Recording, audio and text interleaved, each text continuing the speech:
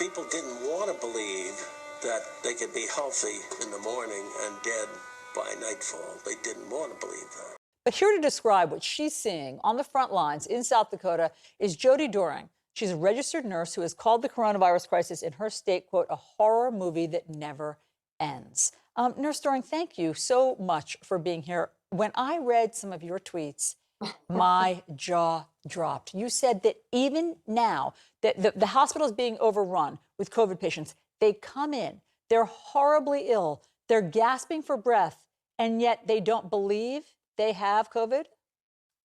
Yeah, I think the hardest thing to watch is that people are still looking for something else and they want a magic answer and they don't want to believe that COVID is real. And the reason I tweeted what I did is it wasn't one particular patient, it's just a culmination of so many people.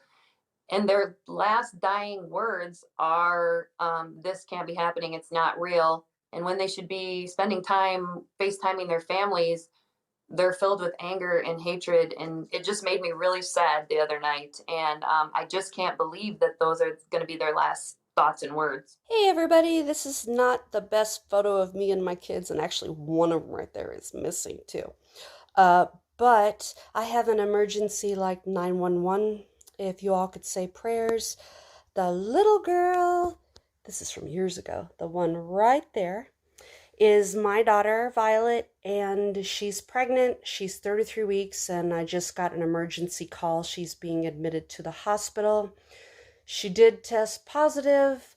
I'm 4 days away from her, and her lung x-rays came back really bad. And they said that even if I got there, they wouldn't let me see her unless her situation deteriorates, which we all know what that means. She already has one child, my little grandson, Sebastian, which let's just pray that the worst thing doesn't happen. So if anybody can say prayers for me, I'd really appreciate it, and keep me in your thoughts. Thank you. Bye. Freedom, they shout, with their hopes of driving home for Christmas becoming increasingly dashed. Some clashed with police, their frustration boiling over after being stuck at the port for over 2 days. We've got no food, we've got no toilets. We hope we've got the test today, to be at home tomorrow for the Christmas time with our families. We are here 3 days ago, and for first time yesterday in the evening we have a support, 3 bottles of water and 1 pack of crisps. After abruptly shutting the border with the UK on Sunday, France agreed to allow essential travellers and lorry drivers to cross the channel, provided they've tested negative to COVID-19 within the previous 72 hours. Queues at Dover had already reached dozens of kilometres before the border closure, as prospects of a no-deal Brexit prompted thousands of lorries to rush to take goods to Europe before the end of the year. Although ferries resumed transporting passengers and goods, travel chaos is far from being eased.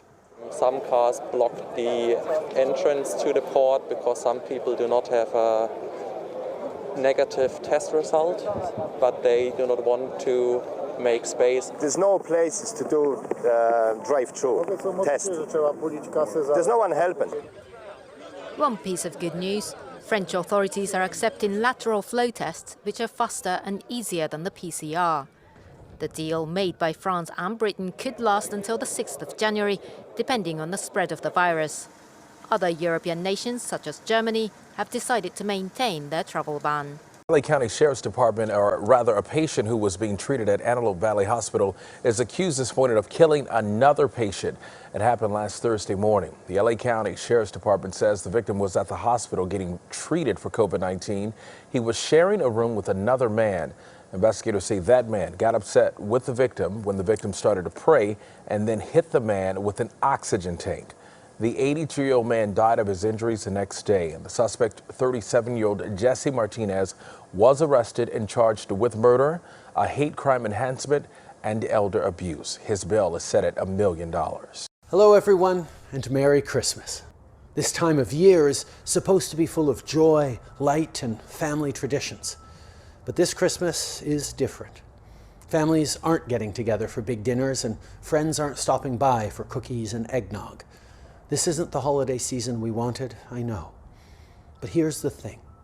Even though this year's Christmas traditions will be different, we can and should give thanks for everything that unites us. We can all agree that 2020 has been a tough year. But through it, we've seen Canadians meet these challenging times with generosity, kindness, and hope.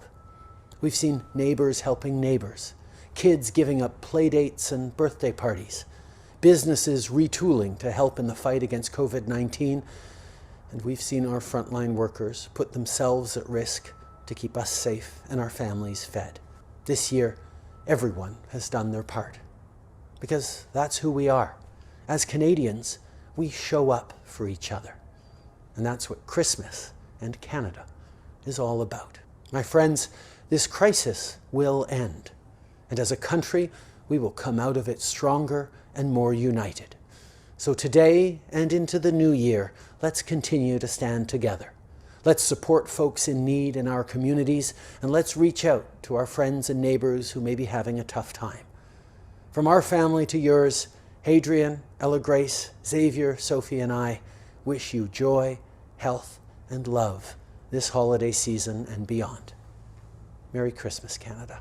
Is General Flynn's attorney, Sidney Powell, who suggests that after a meeting on Friday night, she's been banned from the White House. In a statement to Fox News saying, "I've been blocked by White House counsel and others from seeing or speaking to the president since I raised the public formal findings and even more evidence of foreign interference from Iran and China." I'm told that she still has the ability to call the president. She's not on any kind of do not admit list at the White House. But I do know that there are many people in senior positions at the White House who would prefer that Ms. Powell and others stay away from it. Ms. Powell has peddled theories that have little basis in fact. The idea that Hugo Chavez from the grave was somehow involved in stealing this year's election, and that she was poured out in a courtroom recently where all of her expert witnesses, which, one of them was so highly prized that he had to have a code name and couldn't be revealed, and she sold him as a highly expert military intelligence analyst, turned out to be a mid-level computer programmer from Dallas who couldn't even pass the entrance exams for the 305th Intelligence Brigade in intelligence school. He couldn't even pass the exams, and he was her high-level advocate. She had another expert who couldn't tell the difference between election precincts and townships in Minnesota and Michigan, and claimed that 151% turnout in Wayne County, Michigan, when any idiot with access to Google and the county election returns could have seen that the turnout was 51%, not 151. I mean, what she has done to sort of, to throw mud on the president through her antics is unbelievable. The president has been so ill-served by this crowd, and she's chief among them. So this is one of the most outrageous stories that I have ever seen. So you'll recall, especially the beginning of the crisis, there was a massive coronavirus outbreak in a lot of the meat processing plants, especially in states like Iowa. We covered it here. One of those plants in Waterloo, a pork processing plant owned by Tyson's, they had 5 workers ultimately die, more than 1,000 workers infected with coronavirus. That is more than a third of their workforce. And they are facing a wrongful death lawsuit brought by the family of Isidro Fernandez, who was one of those workers who died from contracting COVID on the worksite. Some of the allegations that they are making here are so horrifying, inhumane, unconscionable. I can't even believe it. I'm just going to take you through what is being alleged here in this lawsuit. First of all, they say in mid-April, around the time that Black Hawk County Sheriff, that's the county that this plant is located in, visited the plant and reported the working conditions there, shook him to the core. Around that time, the plant manager organized a cash buy-in, winner-take-all betting pool for supervisors and managers to wager how many plant employees would test positive for COVID-19. So workers are getting sick and dying, and the plant manager is taking bets on it like this is all fun and games. But wait, there's more. They allegedly explicitly directed supervisors to ignore symptoms of COVID-19, pressuring workers to show up even if they were exhibiting symptoms of the virus. As the pandemic spread across Iowa, managers at the plant reportedly started avoiding the plant themselves because they didn't want to get sick, even as they were pressuring workers to come in. They organized $500 thank you bonuses to employees who turned up for every scheduled shift, again, putting pressure, monetary pressure then on, people who are living right at the poverty line in a very difficult job, trying to pressure them into coming into work every day despite their symptoms. Just insane. They falsely denied the existence of any confirmed cases back in March and April, and they lobbied then, and this is where it also gets into some of the other things we talk about on this show, they directly lobbied the governor for COVID liability protections to shield them from exactly this type of lawsuit, ever holding them accountable for what allegedly looks like insanely outrageous, dangerous, unconscionable, inhumane procedures that they were following. Oh, what a surprise, right? I mean, no one knew it was going to happen. And this is part of, we forget some of the early government failures. This was one of them. Not having enough protective equipment and, rationing and all these other things that we could have done in order to make this happen, because we almost had a national meat shortage. And the response to that was, let's give liability protection to the meat companies without providing them with anything. And then you're like, what? Like, obviously they're going to cut corners and go through this type of behavior.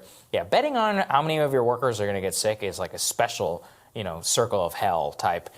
Look, Tyson's was like, oh, we had no idea. We fired him without, or, suspended him without pay or whatever. But it's clear that this was happening all across the country in so many different places in production, especially when it came to regard the food supply chain in April and May. And we're never going to know just how big of a failure that was, but just a small glimpse into what actually was happening there. Throughout the summer, Democrats cruelly blocked COVID relief legislation in an effort to advance their extreme left-wing agenda and influence the election.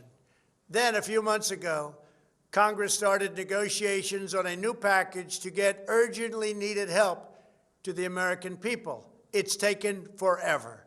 However, the bill they are now planning to send back to my desk is much different than anticipated. It really is a disgrace. For example, among the more than 5,000 pages in this bill, which nobody in Congress has read because of its length and complexity, it's called the COVID Relief Bill, but it has almost nothing to do with COVID. Congress found plenty of money for foreign countries, lobbyists, and special interests, while sending the bare minimum to the American people who need it. It wasn't their fault. I am asking Congress to amend this bill and increase the ridiculously low $600 to $2,000 or $4,000 for a couple. I'm also asking Congress to immediately get rid of the wasteful and unnecessary items from this legislation. This country faces the worst set of public health and economic crises that we have faced in over 100 years. As a result of the pandemic, more people are becoming infected than ever before. Right now, hospitalization is higher than it has ever been before right now. But today, the truth is that millions of low-income and middle-class families are suffering in a way that they have not suffered since the Great Depression of the 30s. At a time when huge corporations were making record-breaking profits, the Republican leadership here in the Senate was able to provide over $1 trillion in tax breaks to the 1% in large corporations. Yes, but what the government has not done, Madam President, is to provide the workers who lost their jobs and lost their incomes as a result of those shutdowns with the help that they need in order to pay their bills and to survive economically. The $600 a week in supplemental unemployment benefits that Congress passed unanimously in March expired in July, over 5 months ago. And during that time, the Republican Senate has done nothing to help working families pay their rent, feed their children, go to a doctor, or pay for the life-saving prescription drugs they need. We need adequate funding to address the unprecedented crises that we face.